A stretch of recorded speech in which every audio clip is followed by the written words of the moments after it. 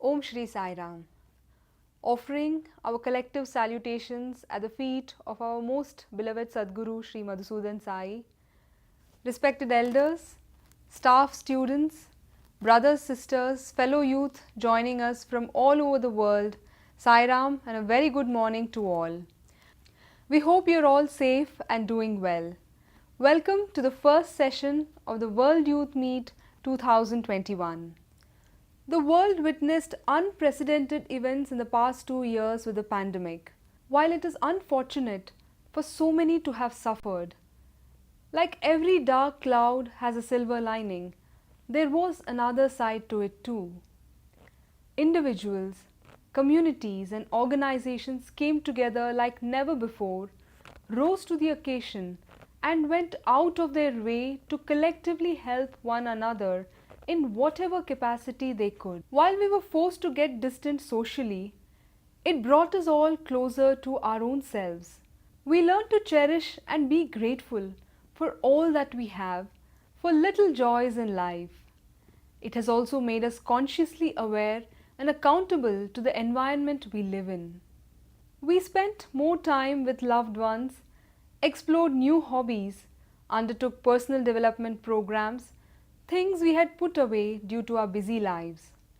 Overall, we have learned to focus on what really matters: holistic wellness, social responsibility, lasting happiness, and life itself.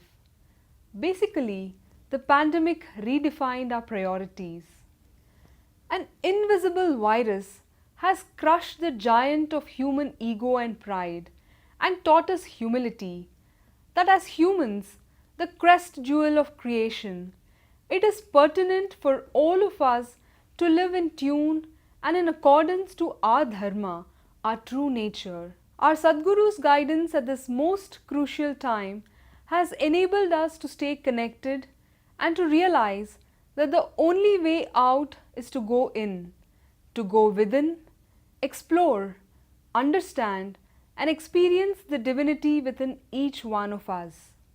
This morning, we have many of our youth from regions 1 and 2 who will share with us their thoughts and experiences on the theme Pandemic Lessons Within and Without.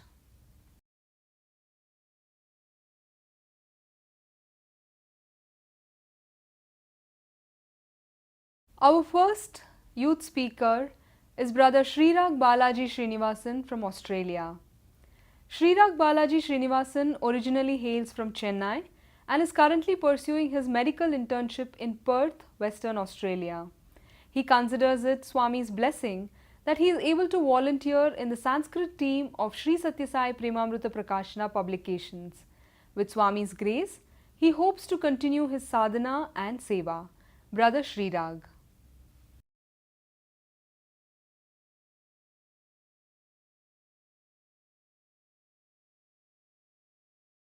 गुरुर्ब्रह्मा गुरुर्विष्णुः गुरुर्देवो महेश्वरः गुरुः साक्षात् परब्रह्म तस्मै श्री गुरवे नमः.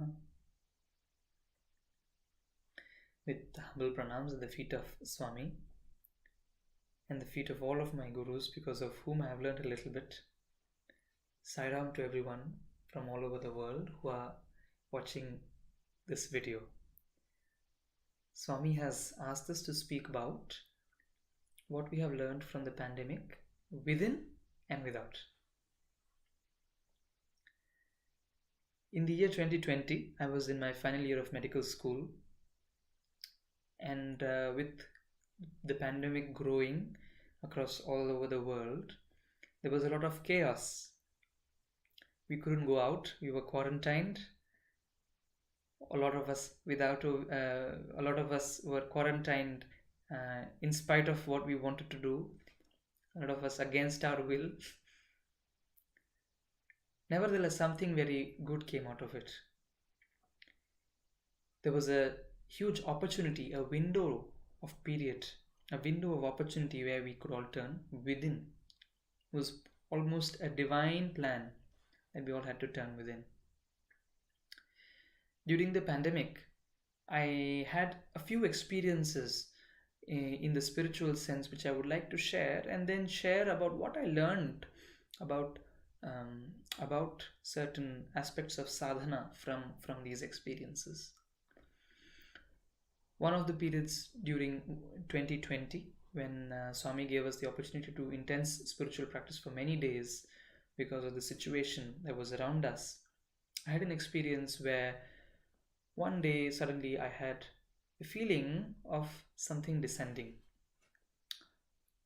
Onto my being there was a feeling of great peace, and the next moment I couldn't feel any thought in my head. There was no thought. Mind had dissolved. It was like a mist which had suddenly now disappeared, and there was the sun of awareness that was shining behind it. What was this experience? It lasted for a few hours, and if I were to describe this experience, it is pretty much the silence between these words that you notice now.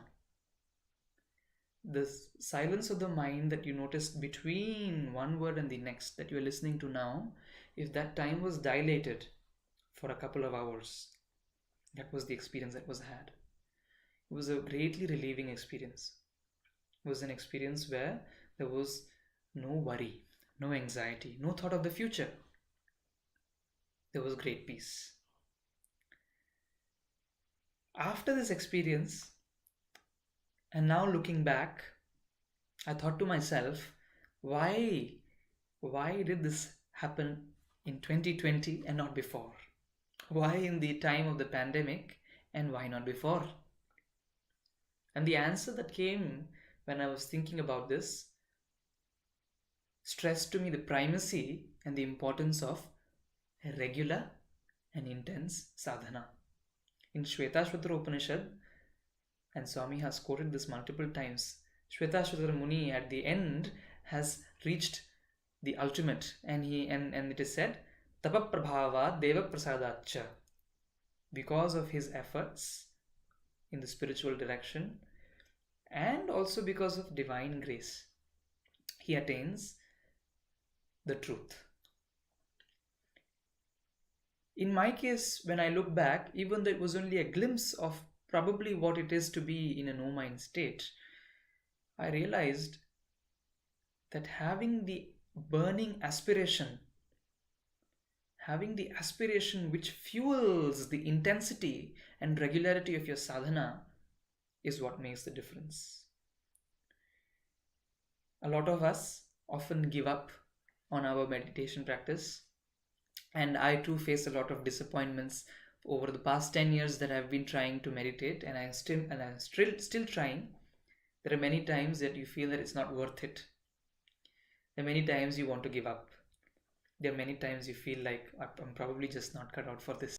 Strangely enough, what I learned was it is not about the feelings of wanting to give up. That is not what decides whether you're going to get divine grace. It seems to me that despite falling down, when you decide to pick yourself up with aspiration and inspiration, when you decide to move forward, that is what seems to attract grace. And that has been the case for me from what I've seen over the year 2020.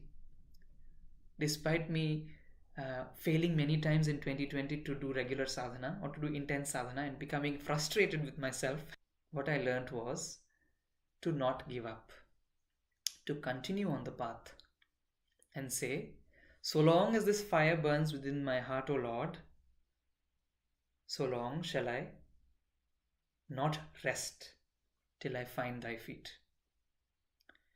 If we make this determination our mantra, I think that will make a huge difference to all of our sadhana. Also, I learned the importance of satsang.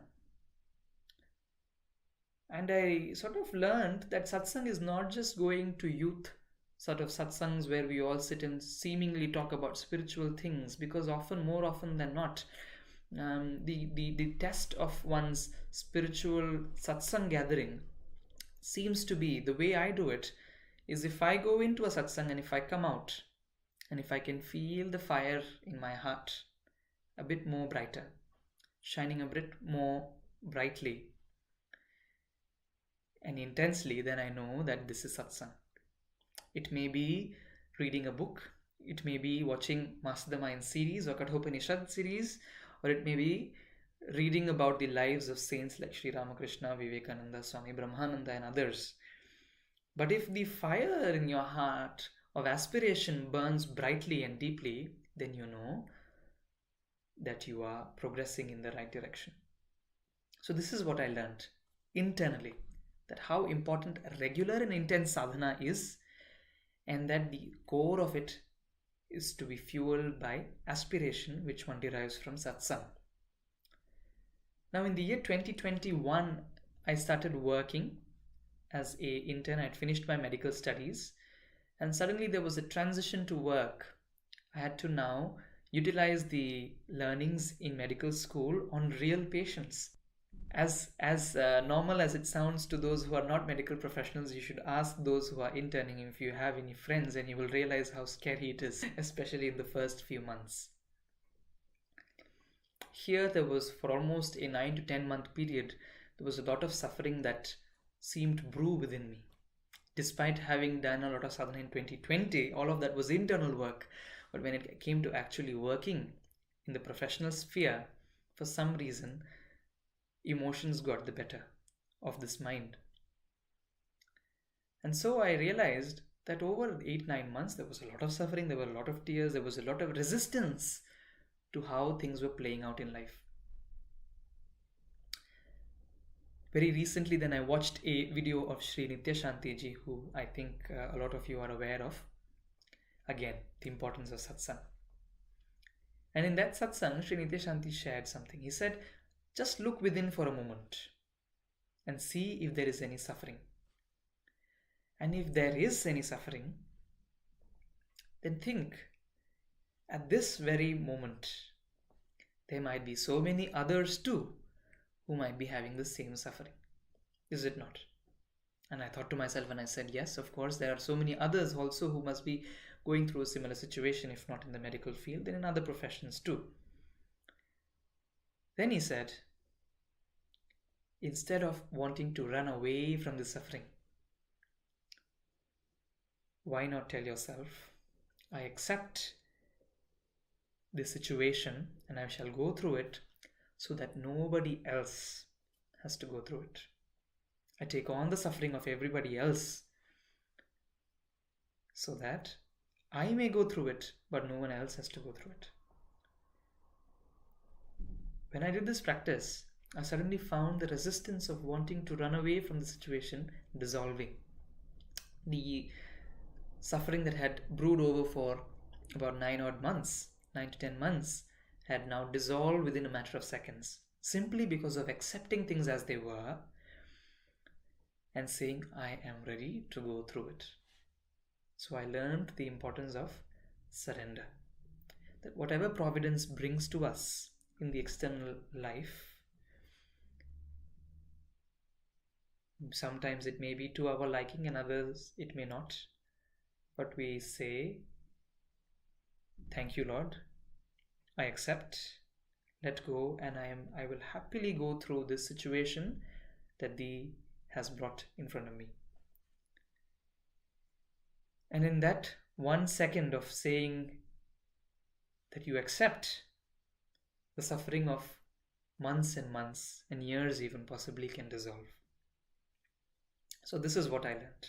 On the one hand, I learned the importance of sadhana, its regularity, intensity and aspiration being the core of sadhana, which comes from satsang.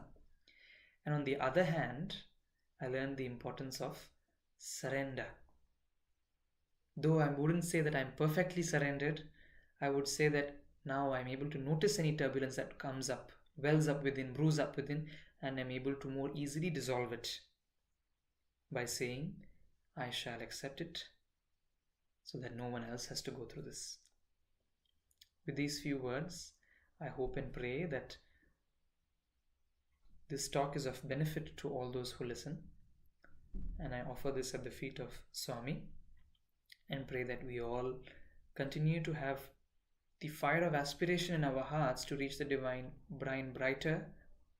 shine brighter and brighter until we reach the realization that we are no different from Swami. Sai Ram.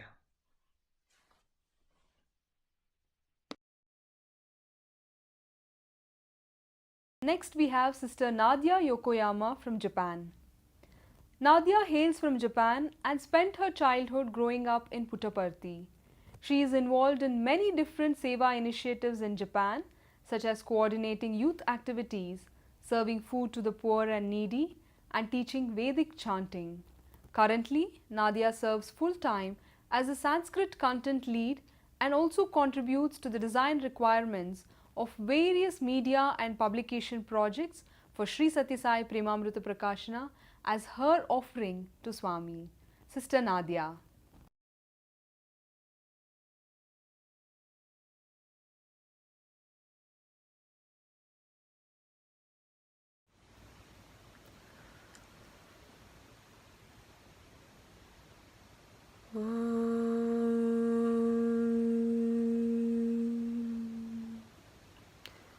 Shri Guru Bhyo Namaha Harihi Om Na karmana na prajaya dhane na tyage naike amritatvamana parinanakam nihitam guhayam vibhrajade tadyatayo vishanti Vedanta Vijnana Sunishchitartha Sanyasa Yogadyataya Shuddha Sattvaaka Te Brahmaloke tu Paraantakale Paramritat Parimuchyanti Sarve Dahram Vipapam Parameshma Bhutam Yat Pundarekam Puramadya Saggastham Tatrapi Dahram Gaganam Vishokastasmin Yadantastadupasitavyam Yo Vedadusvarah Prokto Vedante cha Pratishtitaha Tasya Prakritilinasya Yah Parassa Maheshwaraha Om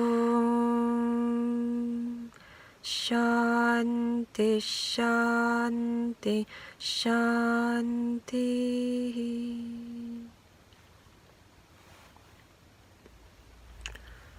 Om Shri Sai Ram. I offer my humble pranams at the lotus feet of our beloved Guru, Sadguru Shri Madhusudan Sai and Bhagavan Shri Sathya Sai Baba. Loving greetings to respected elders and my dear brothers and sisters. While blessed to have opportunities to serve people who more or less get affected by pandemic situations, it made my feeling even more clear that I am not really helping them in true way. So serving food or distributing daily needs stuff or dealing with mental health issues, the more I do, the more I feel that whatever I'm doing is just a temporary cure, but never a permanent relief for them from their suffering. So I came so far with the understanding that the true purpose of this creation is to love and serve each other. And this aim or purpose of me, which is to serve, hasn't changed, but rather it get reinforced and refined by my approach towards it has changed through this pandemic period. So while I'm not getting affected by pandemic or other events by Swami's grace, I can imagine but at the same time I can't imagine that how the situation could be for a person who does not have Lord or Guru by their side and not having at least theoretical understanding or perspective that gives you a relief, which usually brought about by at least glimpses of experience, like how Swami has been showing me so far. So I always wonder how I can share or impart this contentment or stability that I have by Swami's grace to help out those who are suffering. So the clear answer was that one can truly save others only if you are God, which means self-realized being, and there is no other way.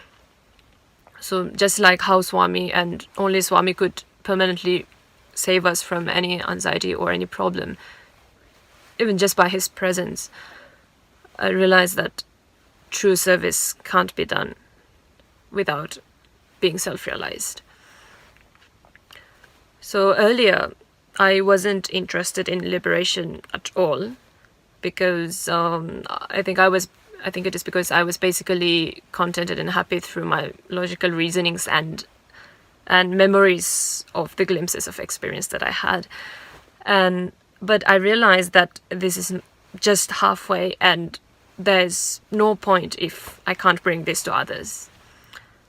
And it can happen only through I becoming that itself, not by just having good understanding about the things, and by which maybe you yourself can be okay, but it never can serve a true purpose unless you reach there. So after this determination or conviction dawned, the rest of the pandemic period has been spent focusing on sadhana or spiritual practices more intensely and seriously. So I always had intention for it. However, my constant practical efforts towards that was definitely not enough, and I knew that, but my mind was running away from it and was ignoring so far, saying I can do when it's needed, but not now. So after started putting effort into this direction, one of the most wonderful thing that I experienced is that how just a few minutes of meditation can align literally everything. So, for example, it solves your sleep habits, food habits, control your tamasic and rajasic tendencies, and it allows you to have a clear mind, and buddhi will be sharp so that you can work far more efficiently. And the most nice thing is that the bliss will last for hours, even just with a few minutes of meditation. So now it is definitely a part of my life, and which I can't live without it anymore. And even if I skip food or sleep, I would not skip meditation, because I know its value, which it can solve other problem for sure. And now I can't imagine how I spent my life so far without spending enough time and attention to this. So aligned to this, on the physical side, Swami has given abundant golden opportunities that I couldn't even imagine, so that I can fully concentrate on this path. And I'm sure it made me nearer to him compared to before pandemic, even while being physically afar. So I was still working in an office, being quite busy when pandemic has started. So when Swami's discourse series started to come up, was concerned that I need to watch and follow that, but I was postponing that, saying there's no time, and I would rather do that properly when I have time. But at that time I didn't know yet that it is the content that I was waiting and craving for many years, which is to Swami to elaborate on this area of Advaita Vedanta with practical action plans. So very soon after, I've got an opportunity that I can actually work on that content, the Master the Mind series, which without this opportunity, which I otherwise have missed. And how lovely the way how Swami put me back into track, that knowing I will make time for it for sure if it is a volunteering opportunity. So I spent all my time other than the office hours to work on his contents, which was already really blissful times. But there wasn't still enough time yet to make time to actually put them into practice for myself, and I was a bit concerned or disappointed that I might be missing a really important opportunity. And I happened to leave that job, which is not objectively ideal in this pandemic period. It's not easy to, it's not easy to get another job. But and also that the situation was situation maybe I could blame myself, but I didn't, due to conviction that anything happens has a meaning and Swami's will behind it, and I am not the doer. So I just accepted and went with the flow. So then I try to work in an industry that is maybe not really ideal industry to work, but it's basically high paying in a short time. So thinking that I can spend more time on sadhana and work with Swami, I tried to go there, but it didn't work for some reason, and which again I let go with the flow. So after some time, maybe 1 week or 2 weeks, on the day I received a certificate of completion on a program that I was meant to finish, but which was delayed, and on the day I received that certificate of completion, after like even 1 hour or less than 2 hours, I received a contract that I can now work for Swami full time, and you know, it was really always my dream, and I never imagined that it could happen this soon, and it happened in a way that as if Swami was patiently waiting for me to finish that program. So, and I'm really grateful for this, and this is a proof that you know, if you have determination that you want to tread this path of self-realization, anything can happen, and once you decide to walk on this path, everything will fall into place, and your life will change according to that, not just by your will, but at Brahman's will, and it will immensely support you for you to continue to tread this path.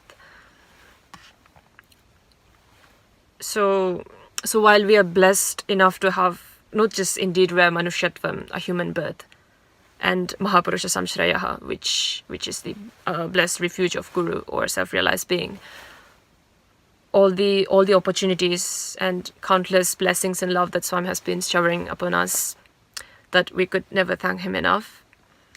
Isn't it so wasting if it is not culminating as self-realization, which only then this can be fully utilized to serve the purpose, which is to serve others. So now I have mumukshratvam, finally, the desire for liberation. But it is not for the sake of escaping from suffering or out of hatred towards the world, but rather because of deep love towards my Guru and part and particles of him all around us, this creation, which is really, really beautiful. And because only then I can truly do seva, serve others, to bring true happiness to others, which can be only done by having self-realization. And by bringing true happiness to others, it means I'm making him happy also. So, having said that, I'm fully aware that this self-realization can happen only by Swami's will, and the things will happen in the way it meant to happen, only at right times. So I surrender to Swami and will continue to enjoy the process. But at the same time, I pray that I will continue to put the effort into this direction without fail, and be a good and useful instrument for him at the maximum of my ability with my every breath. Thank you so much for everything, Swami. I love you, Saira.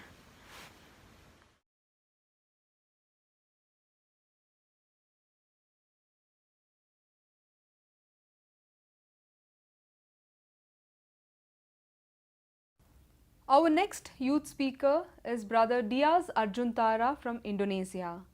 Arjun is an illustrator and professional tabla player. He was born in Denpasar, Bali, Indonesia. He has been serving as an illustrator for Sri Sathya Sai Premamrutham Prakashana and feels very grateful for this wonderful opportunity to serve in Swami's mission. Brother Arjuntara.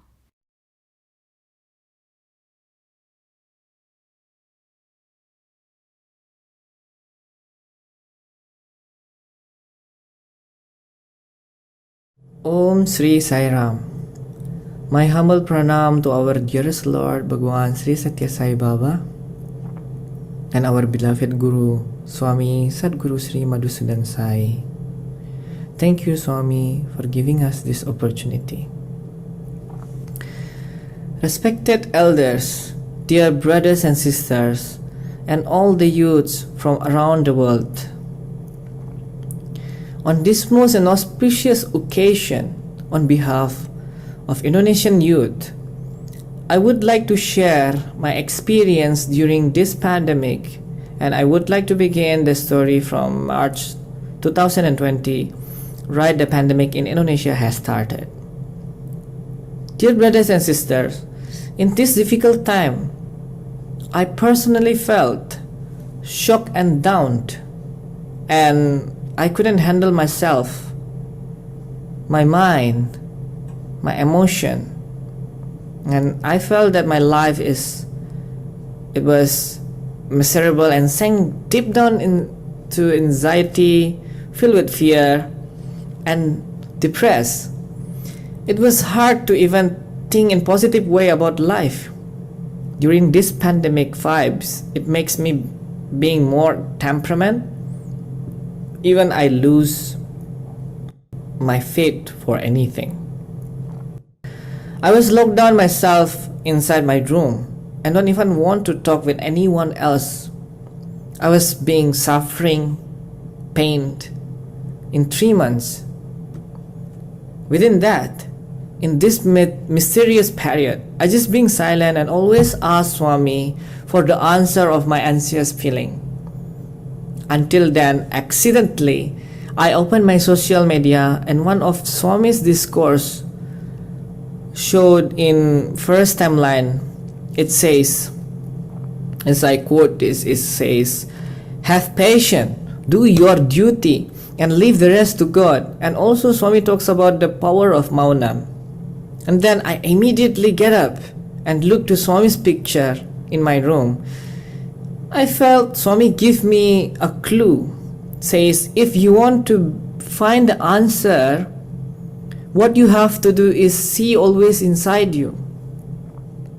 Do Maunam, do meditation, have faith and patience to practice this, and you will get the answer. When I realized that, I immediately start to doing it. During that process, when I try to do that, it makes me more miserable feeling, got more suffer, even more anxiety. Again and again, I look into Swami's picture and ask Swami, why?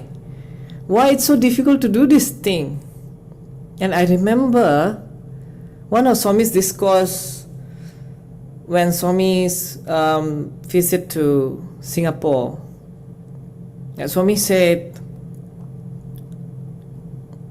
if you thinking like human or being like human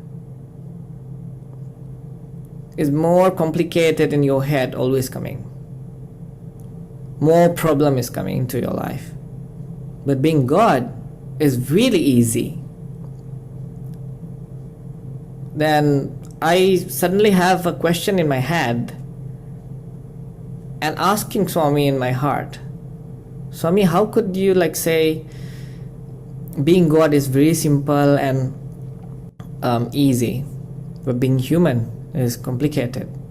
Then I continue watching, and Swami said, if you being God, God is always same. Every day is same. Yesterday you same. Today you same. Tomorrow also you same. Always being same. But being human, it's so complicated because when you have to go to another occasion, you have to pretend or thinking so complicated. What should I wear? How that I gonna talk with the people? How the attitude should be? It's really complicated. Then I realized that I should never give up. So I keep doing it and ask Swami to always guide me. Till then, in Swami's own way, through many of his instruments, Swami guided me to always being gratitude, being grateful for having some time to spend with family, doing puja and more seva activities. Until Swami came and gave me a great chance to learn, directly join on his mission as a volunteer in illustration. Starting from here, I felt like that I was being guided directly by Swami. By listening Swami's teachings such as Master of the Mind and Kathopanishad. Everything that Swami said is relatable what I felt through this whole pandemic situation. I also learned how to controlling the mind and be sincere. Once again, I would like to express my gratitude to Swami for all the chance that has given to me in this really difficult period. Thank you, Swami. And now, I can feel very strong connection between me and Swami. Dear brothers and sisters, during this pandemic, I'm focusing on learning about Swami's teaching and implementing in my daily life together with my family. And from here, I realized that it's hard to get some time for sharing and talking about Swami's teaching with family as well. I felt more closer and deep relation with Swami and my family. I learned a lot about self-improvement and self-realization during this process of implementing of his teaching. I have got analogy. It's really interesting. It really impressed me too when I saw the gold particles in the black sand. I imagine that I feel like that gold particle in black sand that need to be filtered to become a gold dust. That filter process is really hard. You know, like again and again you have to doing it, filter it, become a gold dust, just some of the gold dust. Go forth again and again and become a gold bar. I realize and always remember that process is the most important thing than the final result. Even though the forging process is hurt me, but I knew that I was made to become a useful instrument for Swami, and I felt really fortunate. The same as valuable as a gold bar, it could transform to be the most beautiful jewelry that is ready to wear in God's hand. Swami also said that once a tree gets taller, strong the wind that will hit it. Then I learned and also think that a tree should needs a very strong root so they won't easily fall. It relates with how strong our heart to Swami. Therefore, Swami stays in our heart like those roots. Dear brothers and sisters, in this learning process had provided me with the opportunity to introspect and go within. While it was a painful period, it made the way for me to get a new perspective, to see the world around me and within. There were many obstacles in my life during this pandemic, but I believe that in those obstacles, Swami always taking care of me. Swami always with me and guides me. One of Swami's popular quotes that become a kind of subliminal in my mind, repeated again and again and again. It says, do my work and I will do your work. Dear brothers and sisters, the point is we just need to fully surrender to Swami and keep on mind that He is the real doer, not us. And one of the most popular quotes that I really like says, Karishye vachanam tava Swami. I will do as you say, Swami. Because this body or talent and everything that has given to us, everything that we have is His, and never ever feel that we own it. Everything was created by Brahman and will be back to Brahman. And from that, I realize that I am not different from Brahman, but I am one with Brahman. And also, I am not different from Swami, but I'm one with Swami. So then, it's really hit me when Swami said that this is the big present for me. When you realize the divinity inside you, that is the most important that Swami really concerned right now.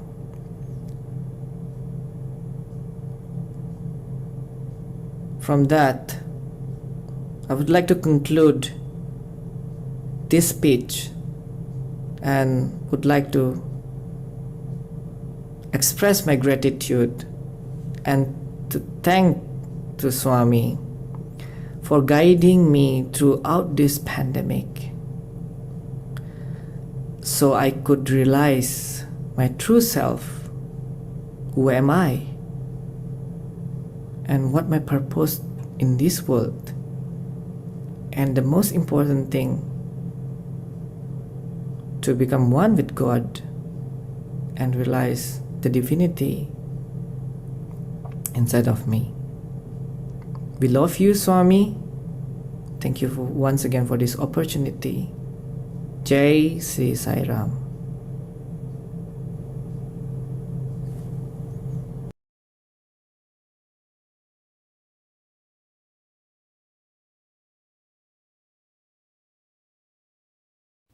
We next have Sister Pavitra Simmadari from Malaysia.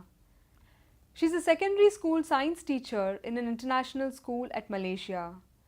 Growing up, she attended Balvikas classes, and now she has become a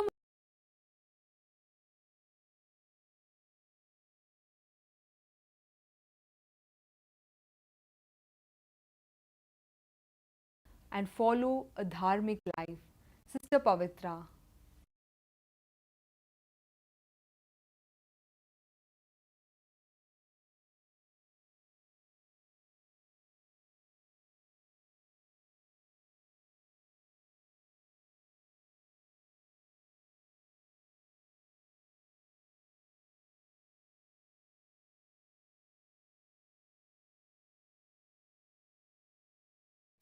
We next have Sister Pavitra Simmadari from Malaysia. She's a secondary school science teacher in an international school at Malaysia. Growing up, she attended Balvikas classes, and now she has become a Balvikas teacher. Her only prayer is to be able to share love with everyone, and most importantly, to be a truly genuine person and follow a dharmic life. Sister Pavitra.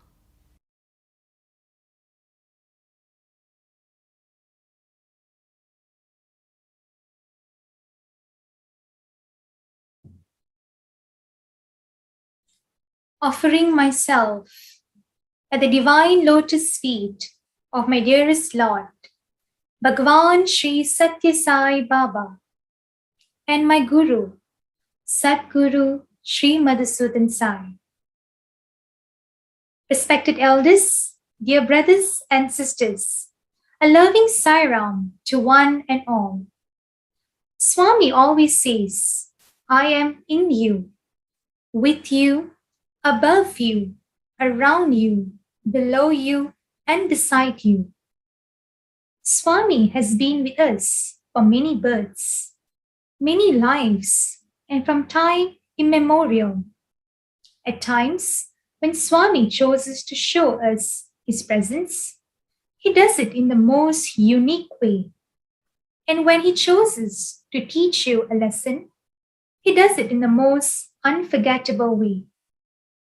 In human history, the unpredictable pandemic continued to shake us. With my ordinary life, working in an international school, Swami chose to teach me a life lesson. A lesson that stands as a testimony in this life. Internally and externally, I was affected. I never really understood the underlying reason for the pandemic, but it has indeed brought a great level of maturity. It was Swami who has strengthened my spirituality. Like many others in the world, I was required to work from home. Frequently, I used to get frustrated due to the work pressure. I knew that I had to adapt, but I never wanted to. Instead, I complained. I complained for small petty things. I complained for the unchangeable situation. And I always expected acknowledgement from my superior for all the extra effort that I put in. Swami always says, a teacher has a complete development when the body, mind, and soul are all connected. I knew that values cannot be promoted by mere preaching and reputation. I knew my heart was not transforming, and moreover, my kids, my students were affected. Many a times, I realized that I was not being my true self, of not being natural. I ignored most of the time. I ignored. My ignorance level rose up, and Swami made his plan to teach me a lesson. It was the darkest time during the pandemic. I had the most impassive life, which focused only on career enhancement, without the knowledge of the heart and the soul. I never really understood the situation, despite having attended Balvikas and being a Balvikas teacher. But I realized that it was a force that was pushing me forward. It was bringing me forward. I learned the world of happiness is within. I learned that happiness was within myself. In the series of Master the Mind, Swami said, everything else can wait, but God cannot wait. At this time, I realize how fortunate I am to have been blessed by Swami to hear Master the Mind and Kathopanishad series. Initially, I took Swami's teaching and discourses for granted. I used to delay and carry over to the next day, which never happened at the end. I knew the importance of sadhana. I knew the importance of spiritual practices, but I took everything for granted. I never really considered all of them as part and parcel of my life. But the pandemic was a turning point in my life. I realized how foolish my world of illusion was. I realized how blessed I was in his divine fold. In the series of Master the Mind, I learned the art of withdrawal, to just withdraw and surrender to their divine. Whether it's joyful, challenging, or sorrowful situation, I learned to just surrender myself. At the same time, I slowly embraced the 3D model, which emphasized by Swami duty, devotion, and discipline. Swami has said, as our body grows in size, with the regular intake of food, the mind and the intellect will also grow with new knowledge and skills. But it's also important to check daily whether our hearts have grown with love and compassion. In an interview with Swami, Swami once asked me, "What are you doing?" I answered him, "Swami, teacher Swami." Swami, with his happiness, answered me, "Very happy, very happy, very happy." Despite making Swami happy and knowing the value of the profession, I had deep passion towards the profession by itself. At once, I decided to shift my profession. And during this time, a group of youths shared insights from Swami's discourses. They narrated that Swami said, if you are a teacher, you just have to listen. Just have to listen to your students. I took this message home. I contemplated on the message. As days passed on, I realized the inner me was transforming. The love for my students bloomed into a beautiful flower. It grew like a beautiful garden, and even on the darkest day, I was able to accept and smile at them. I began to realize the magic in every action of mine. I realized the unusual reaction towards the unchanges situation. I realized the calmness, the connection within me and the students. One fine day, a student came up to me and she handed over a beautiful card and she went out of the classroom.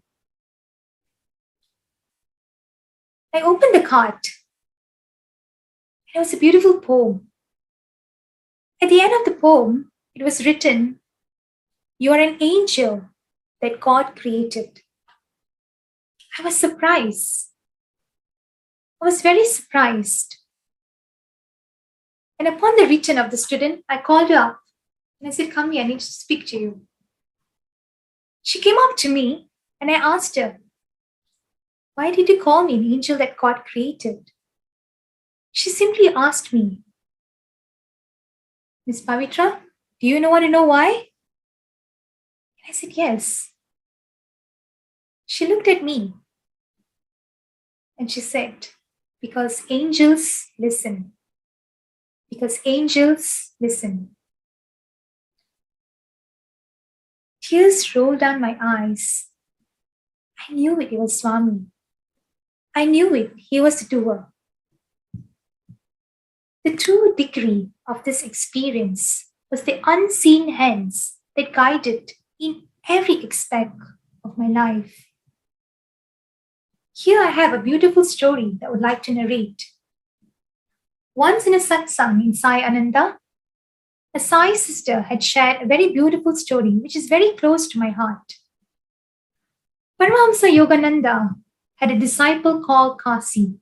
Kasi was a brilliant and a beloved student. One day, as Paramahamsa Yogananda was talking to all his disciples, Kasi stood up and said, "Oh Master, what is my future? What is my fate?" Paramahamsa Yogananda looked at him and answered, "You shall soon be dead." Paramahamsa Yogananda was shocked of his own words and he silently walked away. He silently walked away to the ashram room. As he was walking, little Kasi came running to him. Kasi quickly went to his master and asked, "O master, if I die, will you find me when I'm reborn and bring me back again to the spiritual pathway?" Paramahamsa Yogananda was shocked and was surprised with his sincerity.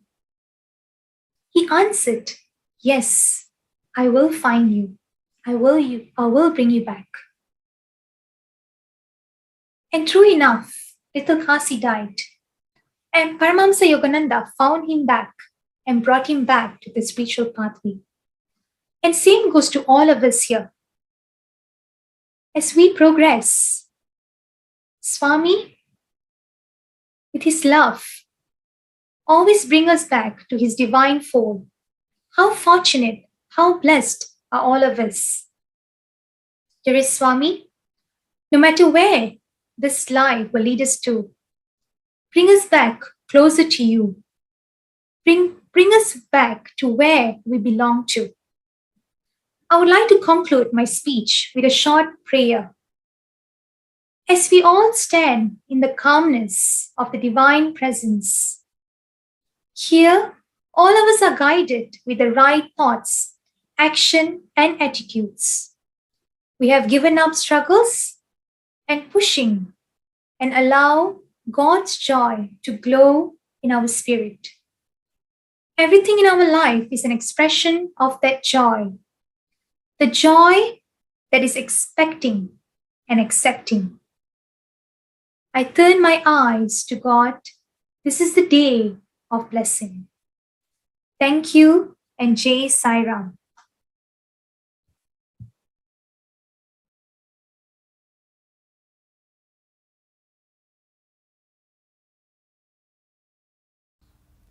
Next, we have Brother Sarvavanan Sugumaran from Singapore. Sarvavanan works as a professional in the cybersecurity industry. He was born in Singapore and has been in Swami's fold since the age of 5. Brother Sarvavanan.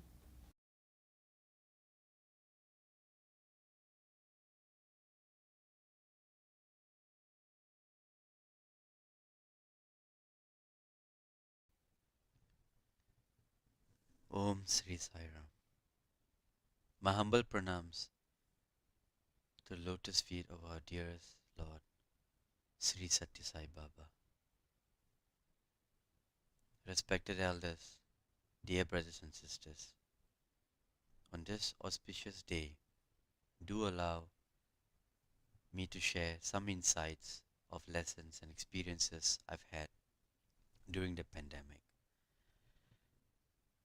I would like to start with 2 key messages that I remember from Brother Isaac Tigrat and Sri Madhusudan Sai. So, Brother Isaac, sometime in 2015 or 16, he mentioned that Swami has changed the frequency of the world to prepare for the golden age. And it's important that we work on our self-transformation process to be aligned with the new frequency. And if we wish to experience the golden age, we need to work hard at it. And for those who resist that, may find it difficult and may not make it to the golden age. And Sri Madhusudan Sai mentioned that in times to come, in times of Prema Sai, it would be more of a heart-to-heart communication, lesser discourses, lesser words, unlike the times of Sri Sathya Sai Baba and Sri Madhusudan Sai. I didn't quite grasp the full essence of what they meant at that time, but deep inside, I felt things were going to change on a global scale, both physically and energetically. And true enough, 2020 proved to be quite the wake-up call for most of us. It started out with a flurry of media reports about a highly contagious virus, which was impacting people globally at a very frightening pace. The intense media coverage of this virus didn't help. It started to create waves of panic and fear amongst the global population, myself included. And in March 2020, due to border closures between Malaysia and Singapore, my family and I had to make a very quick decision to fly back from Malaysia to Singapore within 24 hours. Lifestyle and habits changed almost overnight. Primary instincts to protect family and people around us prompted me to buy masks, to buy sanitizers, vitamins, supplements, etc. And we decided not to be out as much as we normally would be, all because of the fear of the family being exposed to the virus. And on the work front, remote working became a norm. This had its own challenges. As if these changes weren't enough, I had to experience a change in management at work, which brought along an uncomfortable shift of dynamics and culture in the work environment. It was a more authoritarian style of management, and to be honest, it was a struggle for me and many others at work. There were feelings of frustration, fear, and there was a constant thing, to be honest, and initial fears of, or rather initial feelings of hope that the pandemic would be over soon. Now that was getting crushed slowly. That was hard to deal with. And at work, ego was getting better regularly. Feelings of helplessness was just increasing day by day, and it certainly wasn't a comfortable state of being. I knew I couldn't continue like that. I just knew that deep down inside something had to change. I just didn't know how. And it was around that time that I was miraculously contacted by a fellow Sai brother whom I used to meet sometimes during darshans. And using WhatsApp, he shared a lot of knowledge about ascension, about meditation, about raising one's vibration and frequency, and many more interesting nuggets of wisdom. He organized daily meditation sessions for like-minded folks, and it helped me and many others with a source of solace amid this global pandemic, which was really tightening its grip among many of us. It helped me to tune out of the dense and heavy energies of fear that was everywhere, um, and even if it was just a momentary moment of solace, it helped. Slowly but surely, it helped me to navigate through the subsequent months of family and work from home with considerable success until I received a rude wake up call, awakening, so to speak, towards the end of the year last year. And the new director of the local office mentioned that due to um, the company not performing as well as they wanted to due to the pandemic, um, myself among a few others had to be retrenched to sustain the operations. Now, that was a very bitter pill to swallow, considering years of hard work, of commitment that I had invested with the job. And I had to deal with emotions such as anger, disappointment, and in some ways, it was a hit on my confidence. Feelings of why me, uh, feelings of feeling like a victim. It followed through that, and it didn't help. And during those dark times, it was filled with fear and uncertainty. It was pretty challenging to feel right about life, to be feeling positive about myself or even life. I found myself feeling and being short fused, um, quick tempered at times, with family. And over time, you know, I was able to process that the sheer disappointment of being let go and the battered ego was causing me the pain to lash out that way. Not that it was right to do so, um, and I quickly corrected myself, um, uh, thankfully. But it was important for me to recognize and to validate those emotions without sweeping those emotions under the carpet, because in doing so, it's bound to creep up again. And I certainly didn't want to experience those things. Certainly not with my family or friends, or even anybody else for that matter. And Swami, in his own way, through his many instruments, he guided me to focus on gratitude instead. To be grateful for having more time to spend with family, to have more time for meditation, um, to have more time to be part of seva, um, among many other things. And these were moments which I really cherished uh, along the way. That's not to say that it was perpetually feelings of gratitude and bliss and, you know, always full of smiles. It certainly wasn't that way. There were many more moments where I had to face feelings of the same old feelings of disappointment, uncertainty, and fear of, you know, really what the future was going to hold for me. Because, you know, we had to somehow operate in this world and to sustain. So, particularly even more so when you have family um, at home, right? So, but somehow, through the grace of Swami, I realized that fearlessness wasn't the absence of fear, but having the courage to face the situation despite those fears. The courage knowing that Swami is always around you, within you, and invariably you yourself as the divine being.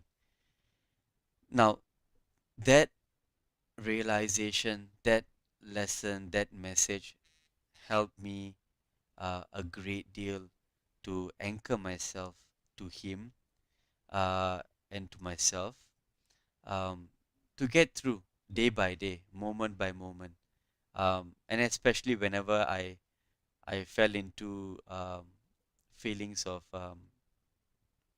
fear and uncertainty. It helped me through.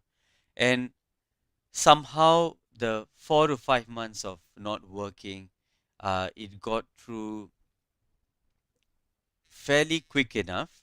Um, maybe because, not maybe actually, it's because of Swami. So I think he really cushioned me uh, uh, very kindly, very lovingly, so that um, still had to go through the 4 to 5 months of whatever karma or whatever we can call it, but he wrapped me around in a cotton wool uh, in his arms so lovingly, and I'm eternally grateful to him um, for getting me through that and my family through that.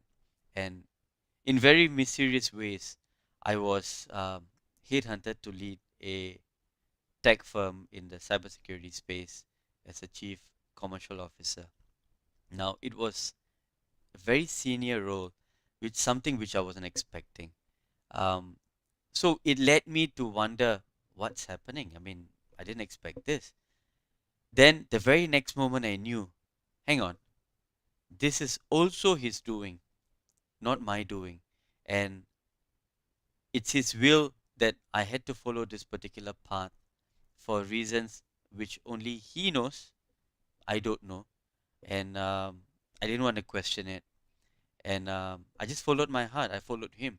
And following my heart taught me a lot of things, and amongst a lot of worldly knowledge, most importantly, he taught me to trust his plan, trust his impeccable timing, that he always has rather, he always has your best interest at heart, and to never lose faith, um, to remember that he would never forsake you, and only he knows why he has brought me down this path. So I trust him, and I shall walk alongside him in this journey. And I pray that he gives me the strength to hold on to his hand, to his values always. Now, the pandemic, for what it's worth, has brought me to a stage where it provided me with the opportunity to introspect, to go within to seek for answers, as opposed to seeking for it outside. And while it was a painful shift in social dynamics, um, thanks to the COVID restrictions, it paved the way for me to get a new perspective of the world around me and within me. And I'm still working to shift my mindset from being in a polarized state of, being and to switch to a state of being where it's one of non-duality. While that hasn't always been an easy task because I keep falling into the trap of judging and judgment of good versus evil, of myself and of others around me or others beyond my uh, just around society in general. um, I've learned to accept that I am but a work in progress, and I have to be kind to myself in this transformation process. And whenever I catch myself uh, of judging myself or someone else, or just about uh, people in society, um, I have to remember that it's a transformational process, and the journey is just as important as the destination is. And yeah, and I believe that not a blade of grass moves without his will. And this pandemic is also not here by coincidence, it is also his will. And as difficult as the last 2 years may have been, Swami has his reasons for this journey. And whether we remember it or not, we in our own soul level as divine beings, we signed up for this human experience. And I would like to thank Swami today and every moment of my being deeply for always taking care of me and every other being in the best possible way that only he knows. So thank you, Swami. Sairam.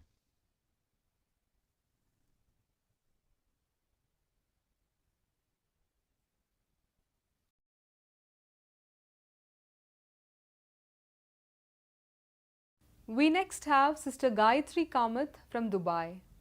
Gayathri currently works as an administrator at a company in the Middle East and is an active volunteer in her local Seva activities. She attended Balvika's classes from the age of 5 and then became an active Seva volunteer for service initiatives in Kerala. Sister Gayathri.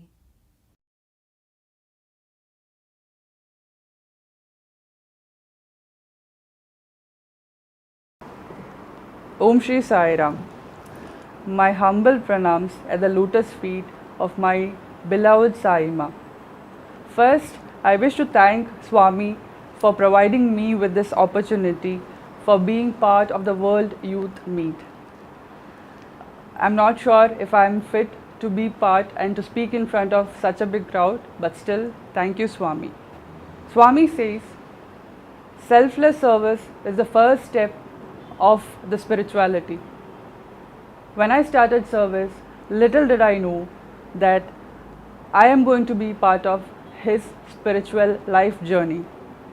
Being in Middle East, it is actually very easy to get involved in the materialistic life. We are given with huge lots of opportunities to explore the materialistic world. We get many opportunities where we can shop, eat, and whatever we can do with the money. And once Swami realized that even I am also falling into the path of the materialistic world, what he did was he slowly started dragging me back to the spiritual path, which was again, I never knew that it was part of his divine plan. But yes, I was also taken back to the spiritual path. Swami says, we pray to Swami whenever there is a bad situation to change the situation for us. But it's only him who knows that situation was created by himself for us to change. I was also part of such a plan. While the COVID situation was happening, all were going through the job crisis. Due to the challenges in the office, I had to quit my job. While leaving the job, I had complete faith in Swami that he is going to take care of me. Yes, take care in my mind was providing me with food, money and shelter whatever I needed. But his plan was totally different. While I took the decision, I had to go through a real tough phase where I realized that this life is not as easy as what I thought. I won't get a job as easy as I want. First 2 months I spent my time searching for a new job, and then whatever time I had with me, I used to spend with my other friends to make me feel lighter. Spending time with someone or with the friends which made my mind more worse. I started feeling down day by day. Then later on, when I came to know that I am wasting my energy and time in something which is not benefiting me, I started rethinking, Swami, why cannot I rephrase my life? Why cannot I use the energy and my time in something better which will benefit me as well as the people around me? So I started thinking like getting in touch with the Sai Hridayam family, which I was like visiting once in a while for the Swami's bhajans, for the birthday bhajans, Akhanda bhajans, and once in a while, say hardly once in a year I used to visit. But I was not an active member of it. While I got the thought in my mind, I contacted one of the family member, and she was the one who welcomed me with open arms. The day when I called her, she told we have plenty of opportunities for serving the people around us. And then I started with the youth activity, which was providing the food or the leban and the curd to the car washmen over here. That is how I started my seva. And then back to back, I was bombarded with the activities. I had no time to sit and relax. Swami had given me with plenty of opportunities. The first step which I had to take was just tell yes to my Swami, and then I was provided with lots of opportunities to do all kind of services. The next step after the Liban Seva or the car wash cleaning brothers Seva, next was desert Seva. While going to the desert, the first thought which we get in our mind was feeling a sympathy or empathy for them, where we feel sad, thinking like, oh, they are not provided with whatever the perfect life we are expecting. But once we started going there and spending time with them, we realized that happiness is more important, and this happiness for them arises from the desirelessness. They were really happy with whatever they had. They were always happy with the place they lived. All they wanted was a place to live, and that is what they had. One time we remember asking them, next time while coming for the seva, what should we get for them? Do they feel like having any kind of food, or do they want any kind of dress from us? All they told was, your presence was making them happy.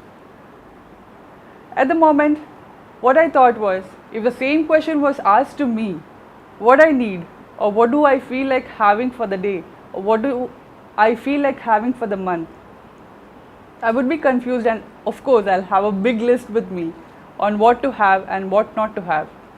And still I was thinking and had more desires than what I should have. But if you ask me if I was happy, then I would obviously tell no. Even after having lots of options to be happy, all I choose was to be sad or expecting more and more from the life. After the desert seva, what I realized was to be happy from nothing. Desirelessness will make us happier person. One more seva which I wish to point out is the transcription, which is really close to my heart. Every week or twice a week we get the files from the Swami's office, and when I receive the files, whatever the worries I have in my mind, I feel these are the love letters from Swami. I have answers in them. I have path ahead for me. Swami expects me to be the way he has written in the transcription files. I always feel like Swami is whispering me in my ears, see, this is what you have to be. See, this is what I expect from you. And I was totally in love with the Seva.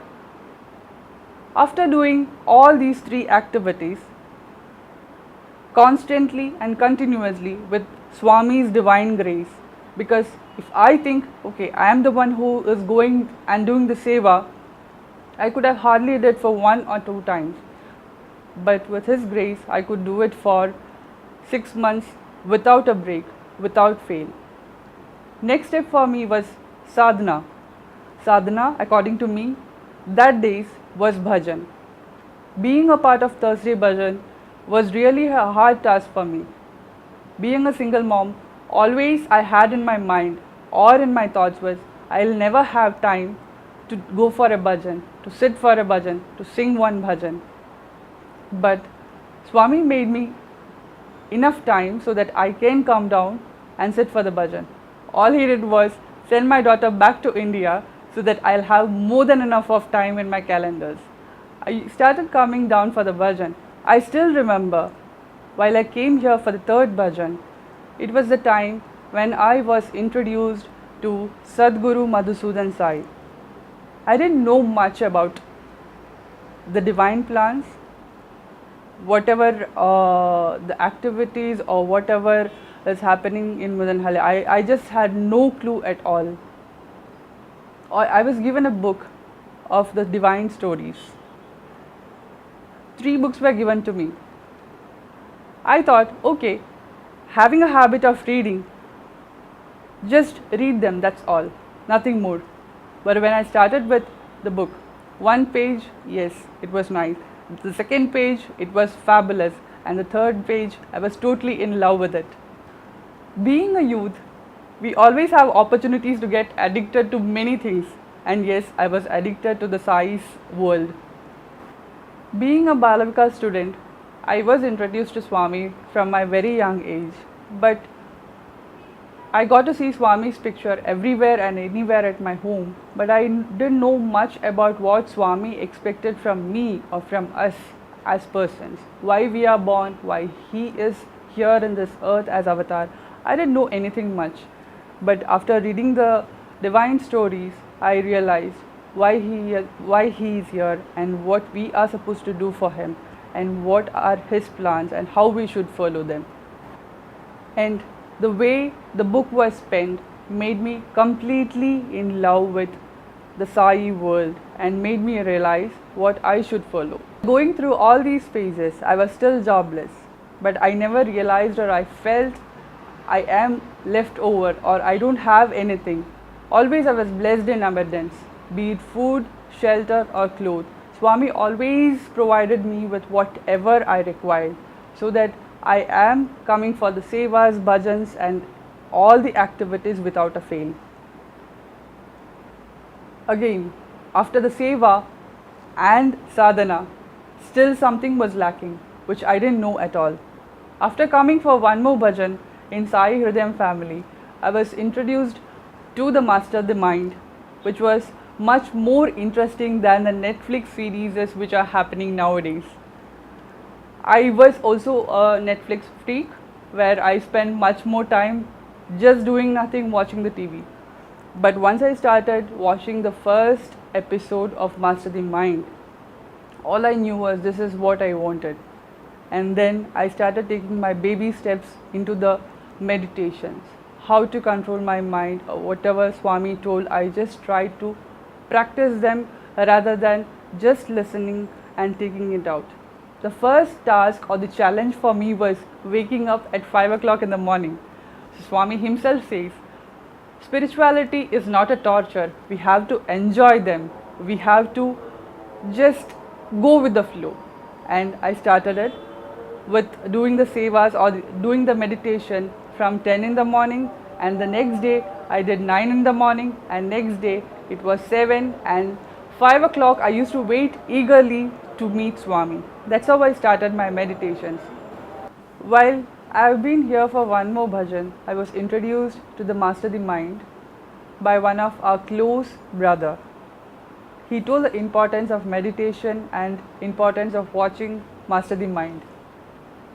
That's how I started and realized the importance of meditation. I started taking baby steps. I started watching the first episode and then I started taking the baby steps of the meditation, which was, again, I started from 10 o'clock in the morning because I was a very lazy person and I never wanted to wake up early in the morning. And then the next day I started at 9 and then I started waking up early in the morning just to see Swami and his plants.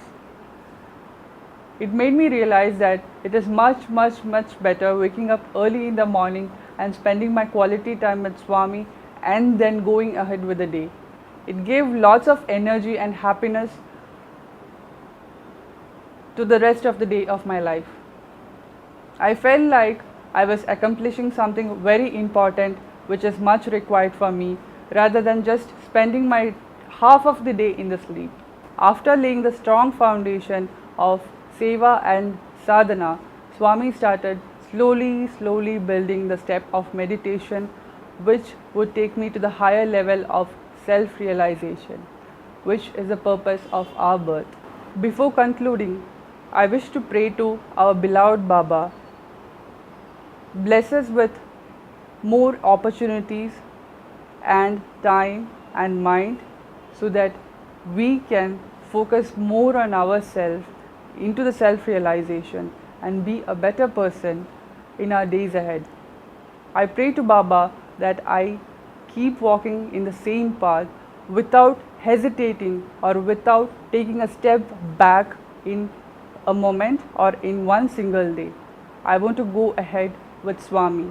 I want to get a certificate from Swami telling that this is what I wanted from you. I'm very happy that Swami, from the day when I started my meditation till day, is helping me with continuing the meditation so that I am still on the right path, following his words, his deeds and his actions.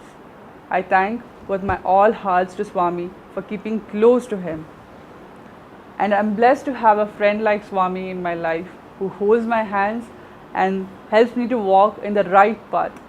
Swami has said, while we walk with Swami, we are always on the right path. He guides us, he takes care of us. And one more last wish which is pending or which is still hurting my mind is that I have never got opportunity to meet Swami in person, which is still pending with me. I hope and I pray that this dream comes true soon, very soon. Jai Sai Ram.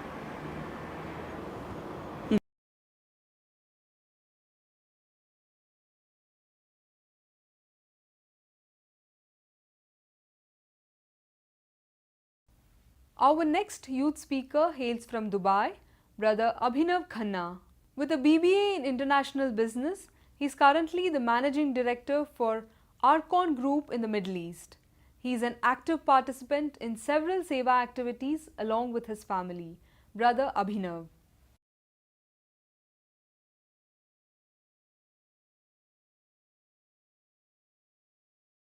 Sairam, dear Swami, my humble pranams at your lotus feet. Swami, I am overwhelmed with gratitude for trusting in me and giving me this opportunity to speak at this prestigious event, an event that all Sai devotees look forward to in celebration on the auspicious occasion of your birthday. But most importantly, Swami, you have just guided me through the toughest phases of my life, wherein I have just lost my father 3 weeks ago.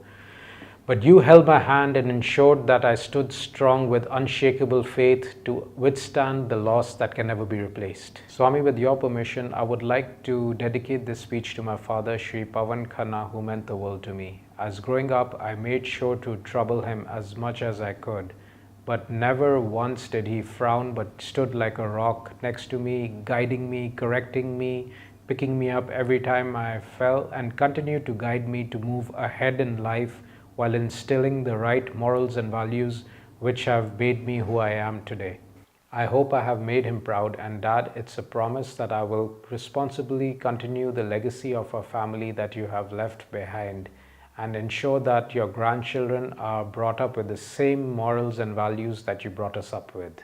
As I speak today, I am sure that you are with Swami today, watching proudly as you shower your love and blessings on our family. As the world now sees the end of the pandemic and life slowly returns back to normal, the biggest lesson that we have all learned is that there is nothing that is in our control.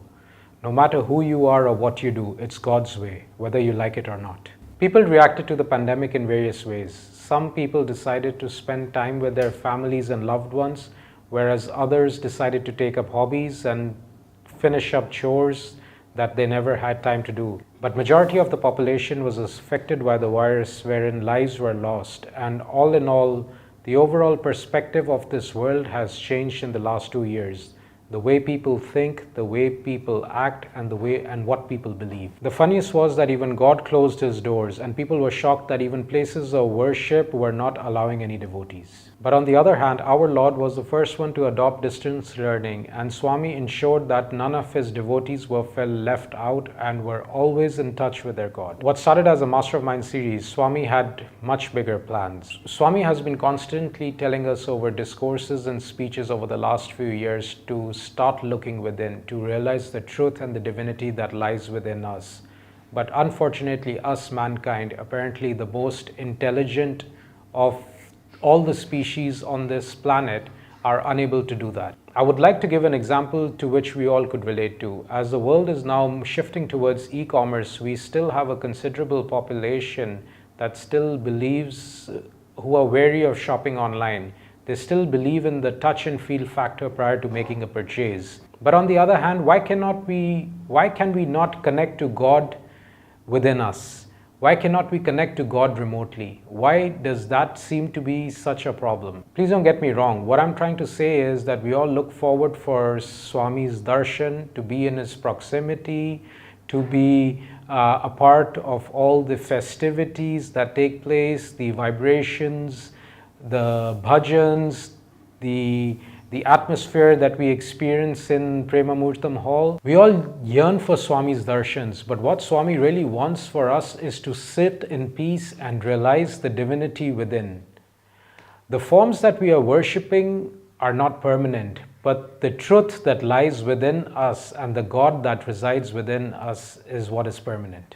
I would certainly consider ourselves blessed that when Swami left his mortal coil, there was a subtle journey of Swami through Brother Madhusudan that finally led to Sadguru Madhusudan Sai, because we were all looking for a void that had to be filled. But my question is, how long are we going to keep looking for voids to fill? It is now time to look within, as that's where the true essence and beauty of this life lies. That's where the truth lies. We gave Swami no other options. We preferred to learn it the hard way, and Swami did exactly what he had to drive the message home. Countries closed borders, airlines shut down, cities went into lockdown, and all places of worship closed their doors. But on the other hand, Swami's discourses on Master the Mind accelerated at full throttle. Throughout the pandemic, Swami lovingly explained to us that no matter what, the truth lies within us, and that's where we need to find it.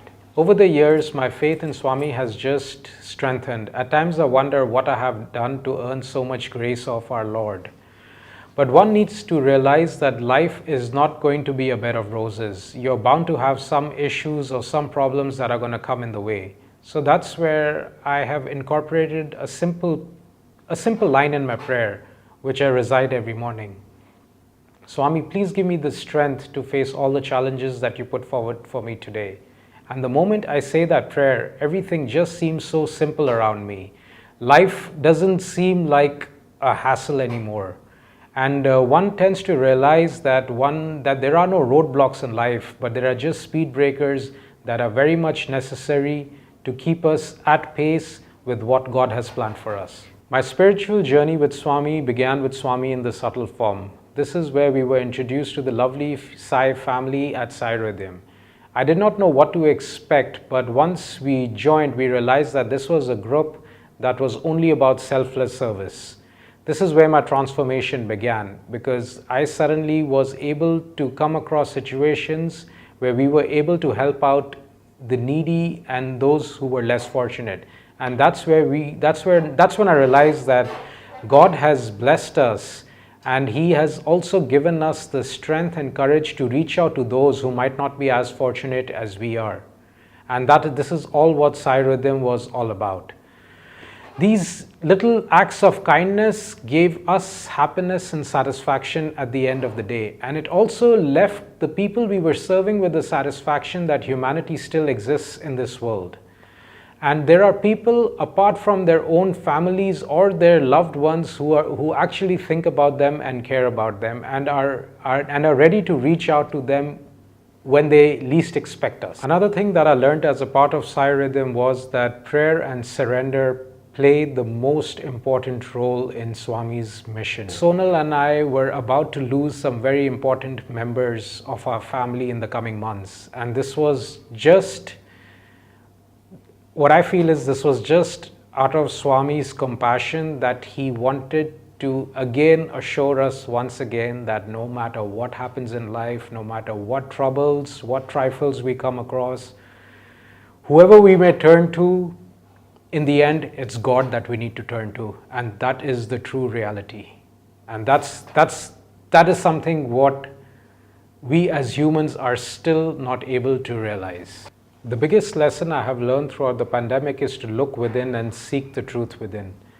Even though I still haven't put that into practice, I now know that that's exactly what Swami wanted. He wanted us to communicate with him through our hearts. I have now come to realize that I have lost the most important person in my life. The man who was my pillar, my strength, and everything I am today is because of him. And I have come to a point now where I wish that I could talk more to him, I could talk to him, I could communicate with him, I could tell him I love him, but unfortunately, that is not something I can do. But this is where Swami's teachings come into play. I now know that as Swami wants us to sit in silence and contemplate and look within, this is exactly where I will be able to communicate with my Father. I will be able to communicate with my Father at a much larger level, on a more regular basis, and this is where he is going to guide me forward in life, where we will have our heart-to-heart conversations. Swami, I pray to you that you continue to bless us and instill all the feelings that we have, and this is the way we move forward, always under your shadow. Om Sai Ram.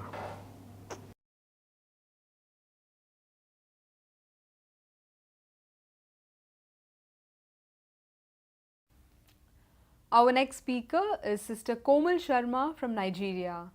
Born into a Sai family, Komal was born in India and brought up in Nigeria. She completed her primary education in Nigeria and then moved to the United Kingdom for her secondary education and further studies. Komal is an active volunteer for the Seva activities in Nigeria and was an integral member of the Gift of Life Nigeria team for the pediatric cardiac surgeries that were conducted there. Sister Komal.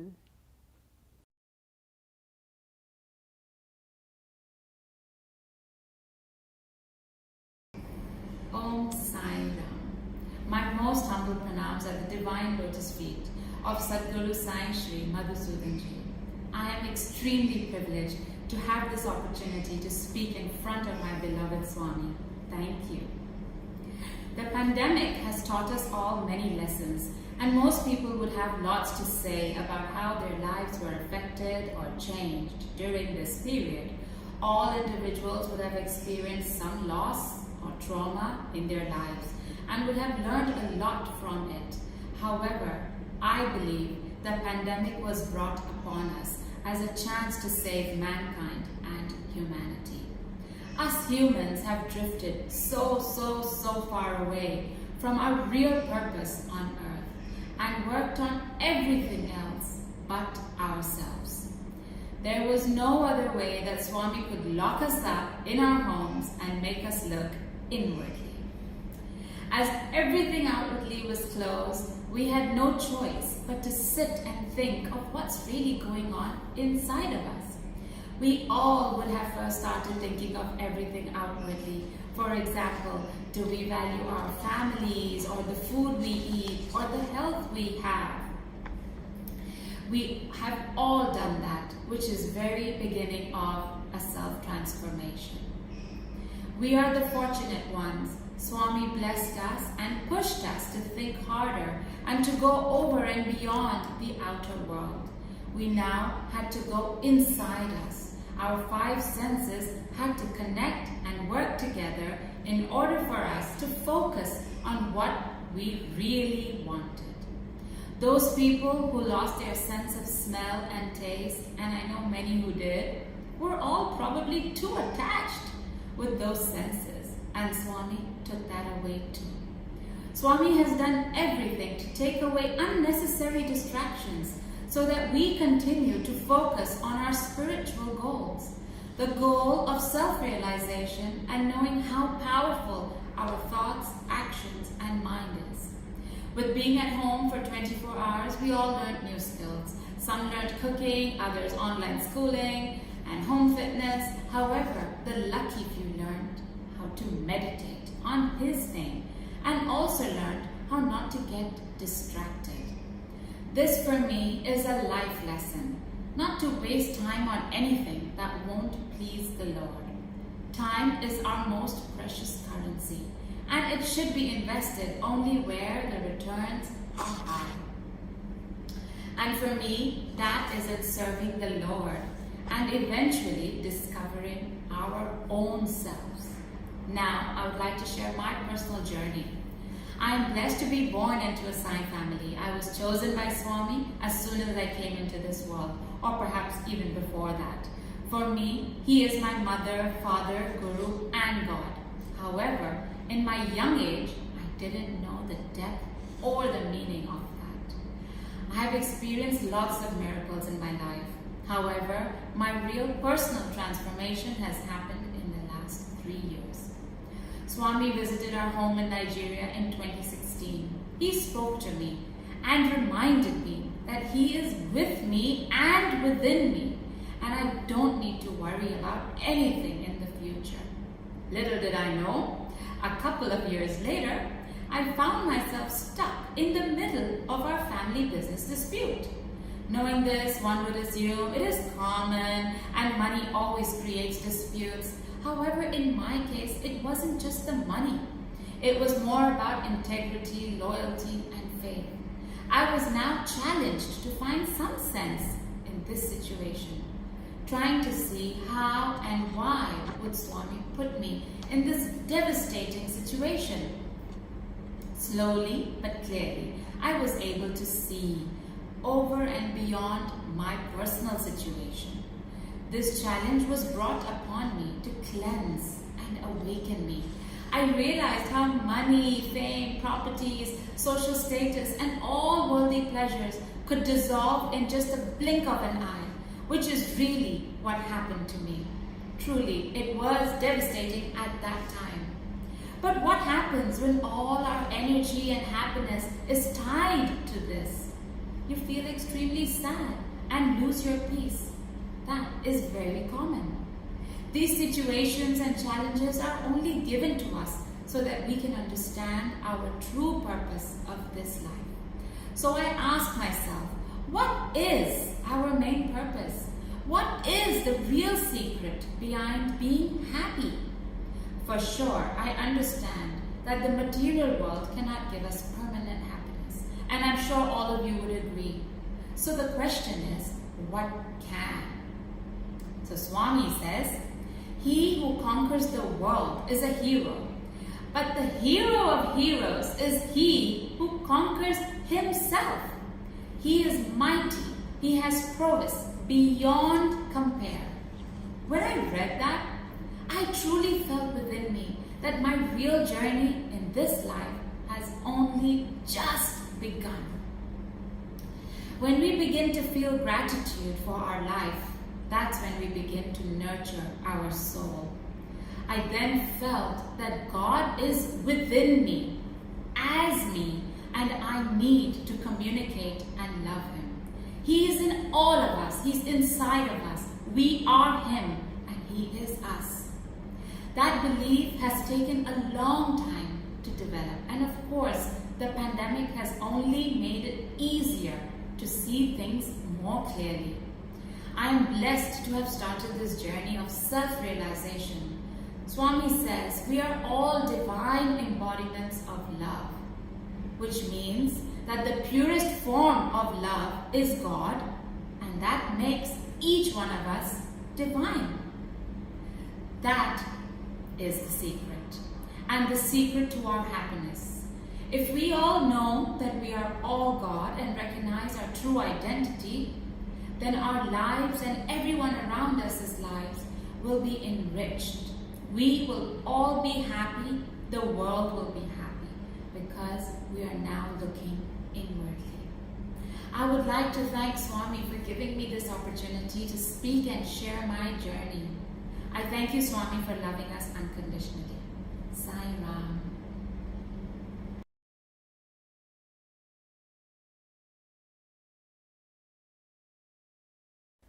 Our last youth speaker for this morning session is Brother Idris Alade from Nigeria. Alade Abayomi Idris hails from Lagos State in Nigeria.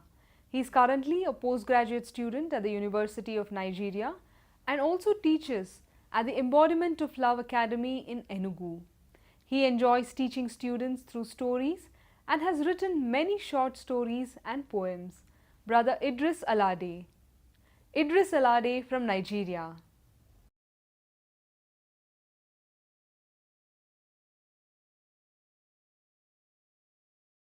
Humble pranams at the lotus feet of our beloved Swami, respected dignitaries, adorable devotees, Sairam to you all.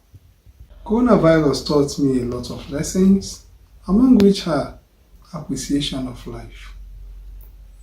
Coronavirus taught me to appreciate life, not only my own life, but the lives around me, the people around me, the animals. I am beginning to like them, to appreciate them, and to care for them. When coronavirus came, initially we thought it was like, all these rumors making round. But as time goes by, major media houses started reporting it, and I did one or two findings on this. I found that those that died from the scourge of this coronavirus had underlying respiratory problem. I have one. My doctor down here told me I had community pneumonia. So it became worrisome for me. I hope I'm not going to die in this coronavirus. I hope this coronavirus will not see the end of my life. So I consider myself to be lucky. I consider myself to be grateful. I consider myself to be fortunate to be alive, and I give glory to Swami for this. Going through the record of the Webometric, millions of persons died, and I'm still alive. I am no better than those who are no more, those that died. I am living because Swami made it possible. So I have made it a point of duty. First thing I do when I wake up in the morning is to thank Swami for my life and the lives around me. No man born of woman is invincible. Everybody, as long as you are alive, anything can happen to you. It could be loss of money, it could be loss of job, it could be loss of loved ones. No man is invincible.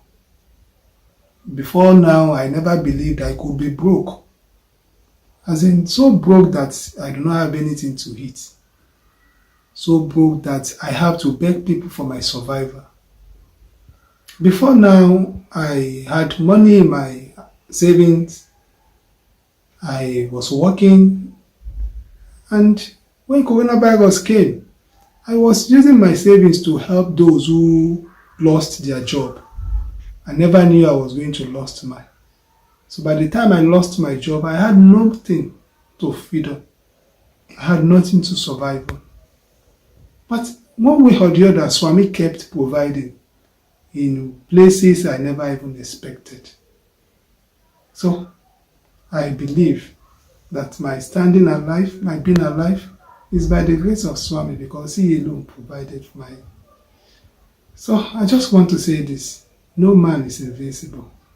As long as you are alive, you should expect anything. And when something happens to you, do not feel bad about it. Just see it as a test that Swami is actually taking you through some things and that the future holds brighter things for you. So, what I've learned is that no man born of woman is invincible. My survival does not depend on my job. When coronavirus was ravaging, so many persons lost their job. So many persons lost their means of livelihood. So many families were thrown into chaos. People began to borrow money to survive. The little money I had on me, I lent it out to family and friends for their family to survive. Unknown to me that later on, I'm going to lose my own job. I did lost my job in a way I could not even fathom. I had fear that how am I going to survive? But right now I'm alive. So I give glory to Swami. I've come to realize that my survival does not depend on my job. Survival depends on Swami, and he alone knows how he gives life. I lost my job. All my savings were gone. There was no means of making money. Let's to say, stocking my house with foodstuff and other edible materials. But in one way or the other, Swami kept providing for me. So, I'm alive today, not because of the job I have or the money I have. My survival is from Swami.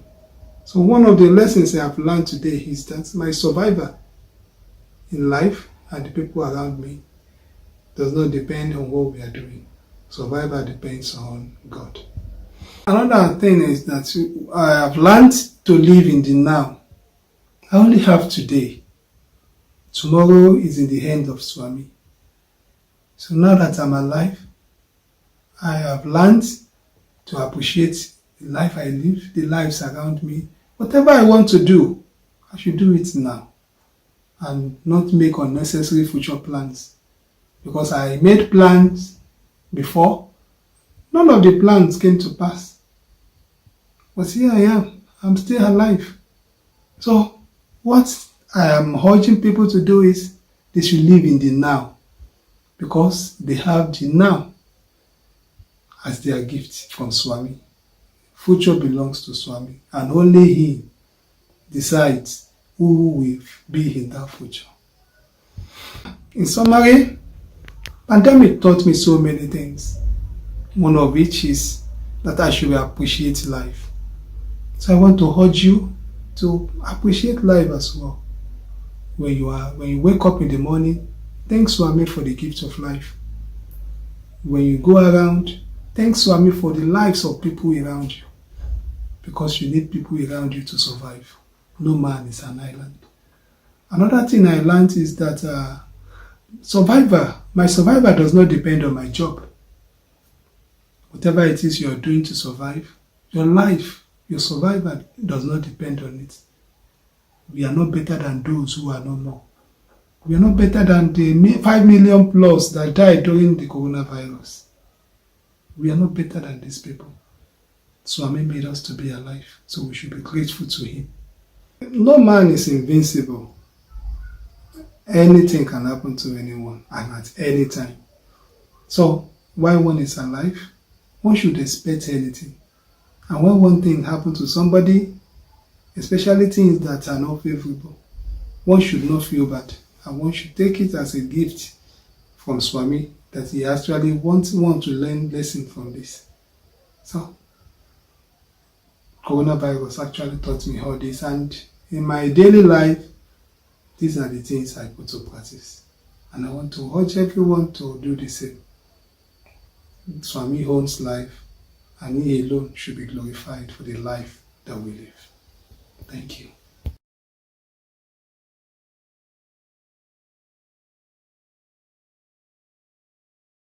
It was indeed wonderful listening to our youth, their thoughts, insights and experiences. their challenges, and how they learn to overcome them. Thank you everyone, and we hope and pray that we can all gather and be together once again very soon. Thank you. Sai Ram.